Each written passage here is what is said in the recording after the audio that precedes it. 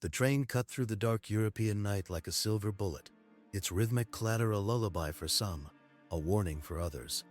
At 70 years young and newly widowed, I sat by the window of my first-class cabin, watching moonlight ripple across the snowy fields of Eastern Europe.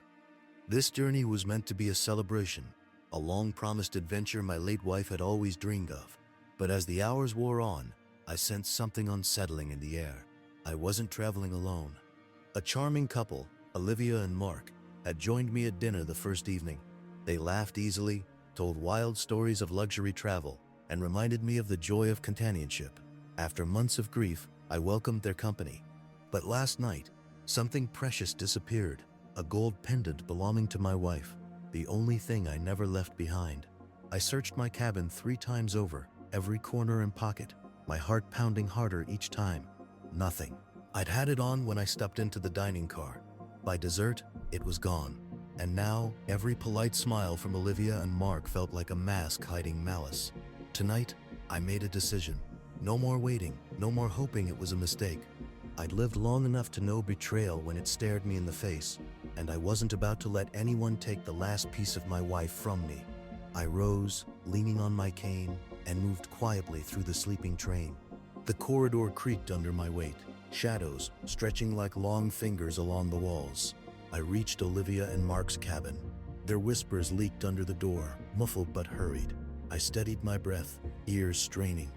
A clink of metal. My pendant? I pushed the door open. Olivia froze, eyes wide. Mark's hand hovered over a velvet pouch spilling gold trinkets. Not just my pendant, but several pieces that surely didn't belong to them. Their smiles were gone, replaced with fear and fury. My voice was low but sharp, honed from decades of command as a military officer. Give it back. All of it. Mark laughed, a cruel, dismissive sound. Old man, what are you going to do if we don't? I stepped closer, every inch of my 6-foot frame radiating a steel they hadn't anticipated. Son, I spent years keeping men twice your size in line. Don't think for a second I've forgotten how. My cane, once a symbol of frailty, slammed down on the pouch with a startling crack. The sound rolled through the cabin like thunder. Mark backed away, muttering under his breath. Olivia, trembling, handed over the pendant first, then the rest of the stolen jewelry.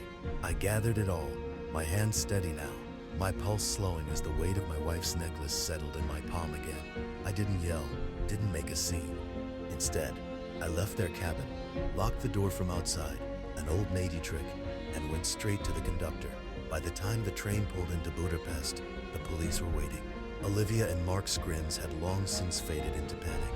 I stepped onto the platform at dawn, cold air biting my cheeks, but inside, I felt something I hadn't in a long time. Strength, pride, and a whisper of my wife's voice saying, "That's my husband." I'd come on this trip searching for a piece of joy. I left with more than that. I'd proven to myself that even in the twilight years, courage never fades, and neither does love.